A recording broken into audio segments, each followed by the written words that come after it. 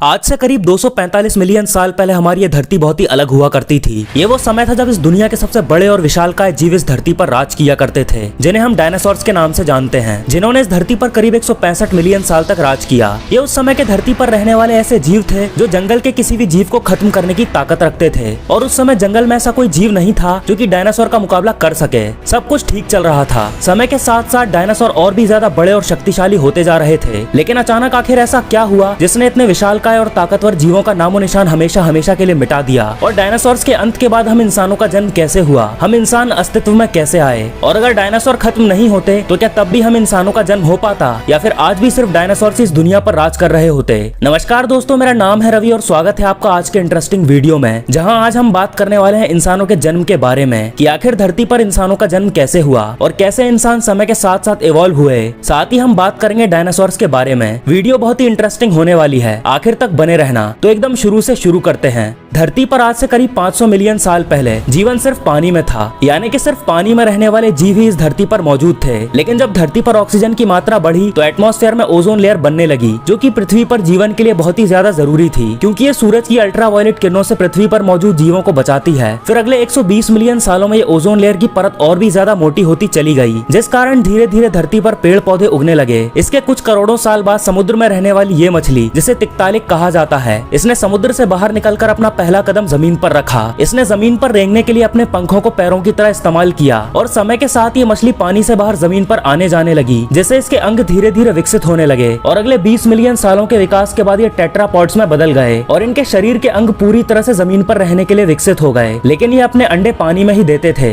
अब यहाँ पर मैं आपको बता दूं कि वो सभी जीव जिनके 4 पैर या 2 पैर या फिर 2 हाथ हैं, वो सभी इन्हीं टेट्रापॉड से विकसित हुए हैं, जिनमें डायनासोर्स, बर्ड्स, मैमल्स और यहाँ तक कि हम इंसान भी शामिल हैं। समय बीतने के साथ धरती पर कुछ और नए जीवों का जन्म हुआ। फिर समय और बीतता गया, और अब धरती पर पूरी तरह से जीवन की शुरुआत हो चुकी थी, और धरती पर बड़े बड़े जीवों ने जन्म लेना शुरू कर दिया था। लेकिन अभी भी डायनासोर्स का जन्म नहीं हुआ था, बल्कि डायनासोर्स के अलावा और भी कई तरह के जीव धरती पर जन्म ले चुके थे। लेकिन अब धरती पर कुछ ऐसा होने वाला था जिससे ये सारे जीव धरती से खत्म होने वाले थे, क्योंकि अब धरती का बुरा वक्त आने वाला था। सुकून से अपना जीवन बिता रहे जीव इस बात से पूरी तरह से अनजान थे कि अब उनके साथ क्या होने वाला है। दरअसल ये वो समय था जब पृथ्वी पर मौजूद ज्वालामुखी विस्फोट होना शुरू हो गए, जिसके कारण धरती का तापमान बहुत ही ज्यादा बढ़ गया, जिससे पूरी धरती पर महाप्रलय की शुरुआत हो गई। इसकी चपेट में आकर सारे पेड़ पौधे जलकर खाक हो गए, और धरती पर करीब 90% जीवों की प्रजातियां खत्म हो गईं। पर इस महाप्रलय में कुछ जीव जिंदा बच गए, जिन्होंने ऐसे वातावरण में जीना सीख लिया। फिर समय और बीतता गया, और फिर धरती पर इस महाप्रलय का अंत हुए करोड़ों साल बीत गए, पर अभी भी डायनासोर्स का जन्म नहीं हुआ था।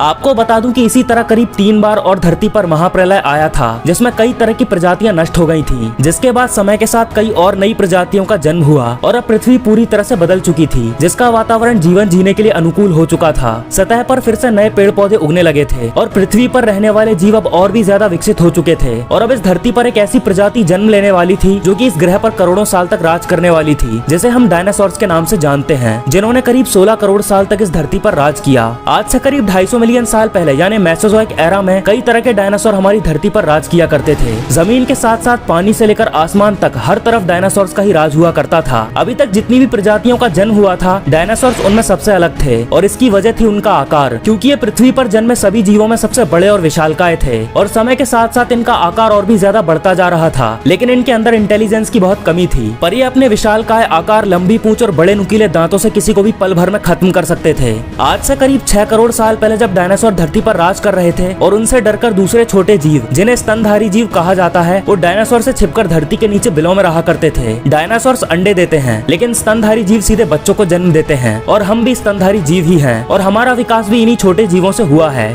लेकिन अब धरती पर कुछ ऐसा होने वाला था जिससे सब कुछ बदलने वाला था, क्योंकि अंतरिक्ष में लाखों किलोमीटर कहीं दूर से एक एस्ट्रॉइड धरती की ओर 20,000 किलोमीटर प्रति घंटे की रफ्तार से बढ़ रहा था। जब ये धरती के एटमॉस्फेयर में पहुंचा तो अचानक इसकी रफ्तार काफी तेज हो गई। इसकी रफ्तार 20,000 किलोमीटर प्रति घंटे से बढ़कर 70,000 किलोमीटर प्रति घंटा हो गई। अब ये एस्ट्रॉइड धरती के काफी करीब पहुंच चुका था, और इतनी रफ्तार के कारण ये एक आग के गोले में बदल गया। इसकी रोशनी इतनी तेज थी कि सिर्फ इसकी चमक से ही 800 किलोमीटर के दायरे में उपस्थित सभी जीवों की आंखें अंधी हो चुकी थी। और जैसे ही ये 10 किलोमीटर चौड़ा एस्ट्रॉइड धरती से टकराया तो एक भयंकर विस्फोट पैदा हुआ, जिस कारण डायनासोर के साथ साथ और भी बहुत से जीव जलकर मर गए। ये टकराव इतना भयानक था कि ये करीब 10 हाइड्रोजन बम के असर से भी कहीं गुना ज्यादा पावरफुल था। अब धरती पर 5वीं बार महाप्रलय की शुरुआत हो चुकी थी, क्योंकि एस्ट्रॉइड के टकराव के कारण एक बार फिर से ज्वालामुखी विस्फोट होना शुरू हो गए थे। इस तबाही में करीब 95% जीवों ने अपनी जान गंवा दी और पृथ्वी पर रहने वाले 25 किलो से ज्यादा वजन वाला हर जीव खत्म हो गया और यहीं पर डायनासोर काल का अंत हो गया। पर अगर डायनासोर खत्म नहीं होते तो शायद हम इंसानों का जन्म नहीं हो पाता, लेकिन ये डायनासोर का अंत किसी और जीव के लिए बहुत अच्छा साबित होने वाला था और ये जीव थे मैमल्स, जिन्हें स्तनधारी जीव कहा जाता है। इन्होंने खुद को इस महाविनाश से बचा लिया था। ये भयंकर गर्मी से बचने के लिए जमीन के अंदर रहने लगे थे और जिंदा रहने के लिए इन्होंने सब कुछ खाना शुरू कर दिया था।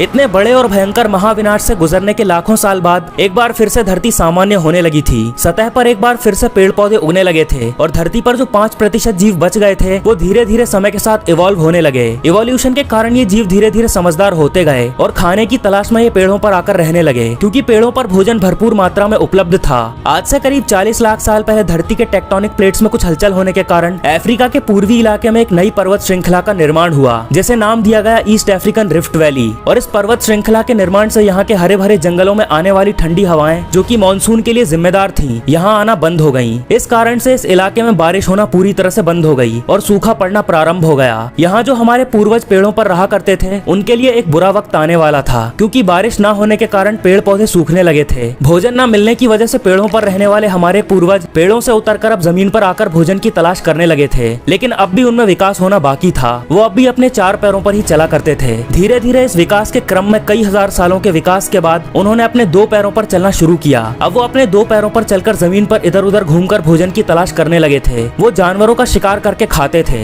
ये करीब 4 फीट लंबे हुआ करते थे और इनका दिमाग आज के मनुष्यों के मुकाबले काफी छोटा हुआ करता था, लेकिन फिर भी ये धरती के सभी जीवों में सबसे बुद्धिमान जीव थे। अब धीरे धीरे मनुष्य का विकास हो रहा था और वो लगभग पूरी तरह से अपने पैरों पर चलने लगे थे, लेकिन अब भी उनका विकास होना बाकी था। अपने विकास के क्रम में मनुष्य ने आग जलाना सीखा और आग की खोज मनुष्य के लिए सबसे बड़ी उपलब्धि थी। आग की खोज के बाद मनुष्य अपने भोजन को पकाकर खाते थे, जिससे उनकी ऊर्जा दूसरे कामों में ज्यादा लगने लगी। पके हुए भोजन को चबाने से उनके जबड़े पर कम दबाव पड़ने लगा, जिससे उनके जबड़े का विकास और तेजी से हुआ और उनके फेस कट नॉर्मल इंसानों की तरह दिखने लगे। धीरे धीरे इंसानों ने भाषा का निर्माण किया और एक दूसरे से बातें करना शुरू किया। मनुष्य पहले जीव थे जो धरती पर एक ग्रुप में कम्युनिकेट बनाकर रहा करते थे। धीरे धीरे समय के साथ अब मनुष्य का विकास पूरी तरह से हो चुका था। उन्होंने खेती करना, आग जलाना, जानवरों का शिकार करने के लिए औजार बनाना और भी बहुत कुछ खास सीख लिया था। अब तक धरती पर सिर्फ मनुष्य ही ऐसे जीव थे जिनके दिमाग का विकास सबसे तेजी से हुआ था। धरती पर बाकी सभी जीवों के मुकाबले उनका दिमाग सबसे बड़ा और सबसे तेज था। वो कुछ भी सोचने, समझने और करने में सक्षम हो चुके थे। अब मनुष्य का विकास पूरी तरह से हो चुका था। ये कहीं भी आ जा सकते थे, एक दूसरे से बात कर सकते थे, एक दूसरे को समझ सकते थे। धीरे धीरे समय बीतता गया, इनके सोचने समझने की शक्ति और भी ज्यादा बढ़ गई और अब ये पूरी तरह से इंसान बन चुके थे, जिन्होंने अपनी जरूरत के हिसाब से खेती के साथ साथ जानवरों को पालना शुरू किया और उन्होंने कस्बों और शहरों का निर्माण शुरू किया। उसके बाद जन्म हुआ हम इंसानों की सभ्यता और संस्कृति का। हमने विज्ञान और गणित के इस्तेमाल से कई सारे आविष्कार कर डाले। टेक्नोलॉजी की सहायता से हम इंसानों ने पूरी दुनिया ही बदल दी और आज के समय इस धरती पर हम इंसानों जैसा कोई नहीं है। अगर आपको ये वीडियो पसंद आई है तो और भी इसी तरह के वीडियोस देखने के लिए चैनल को सब्सक्राइब करके बेल आइकन को याद से ऑन कर लेना। मैं आपके लिए इसी तरह के वीडियोस लाता रहूंगा।